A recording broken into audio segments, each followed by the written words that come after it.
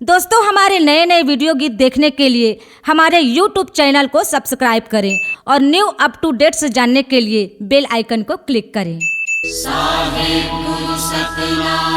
बोलिए परम पूज्य गुरु घासीदास बाबा की।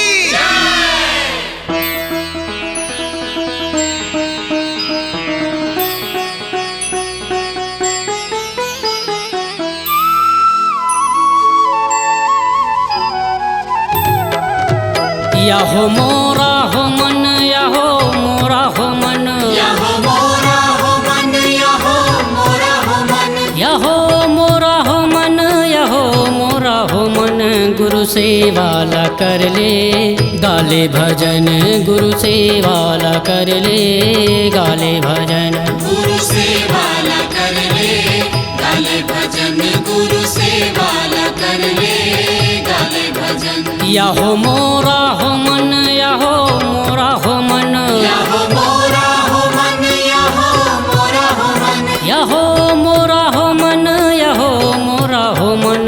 गुरु सेवाला कर ले गाले भजन, गुरु सेवाला कर ले गाले भजन, गुरु सेवाला कर ले गाले भजन, गुरु सेवाला कर ले गाले भजन।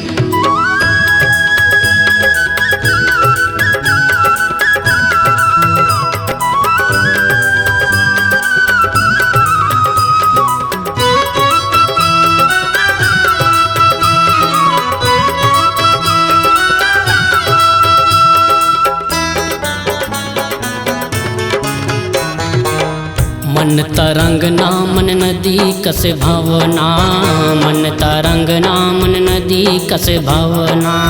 मन बड़ा है रे बावरा, मन बड़ा है रे बावरा।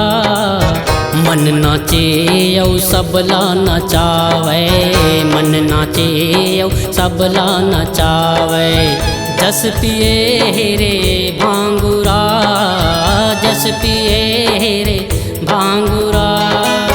मन के घोड़ा लगाम लगा ले, मन के घोड़ा लगाम लगा ले। फेरे ले भक्ति के सातों बचन, गुरु सेवाला कर ले गाले भजन, गुरु सेवाला कर ले गाले भजन, गुरु सेवाला कर ले गाले भजन, गुरु सेवाला कर ले गाले भजन।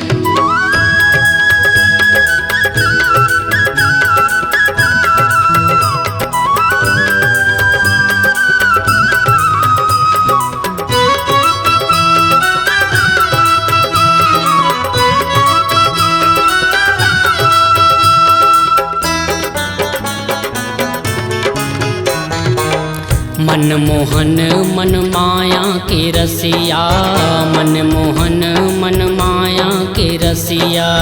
मन गुंजत जस भावरा, मन गुंजत जस भावरा। मन भटके बचकाना जहुरिया, मन भटके बचकाना जहुरिया। देह अगोरे रे आसरा, देह अगोरे रे आसरा। छोड़ दे मन रे माया के डगरिया, हे छोड़ दे मन रे माया के डगरिया।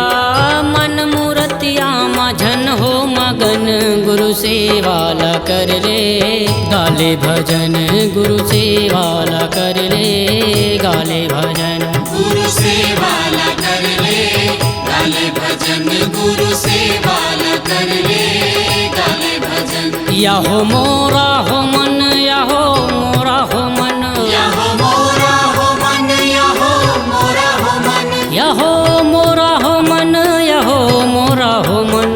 गुरु सेवाला कर ले गाले भजन, गुरु सेवाला कर ले गाले भजन, गुरु सेवाला कर ले गाले भजन, गुरु सेवाला कर ले गाले भजन, गुरु सेवाला कर ले गाले भजन, गुरु सेवाला कर ले गाले भजन। बोलिए गुरु घासीदास बाबा की। C-Log Digital Recording Studio, Cordoba. Contact number 99071192115.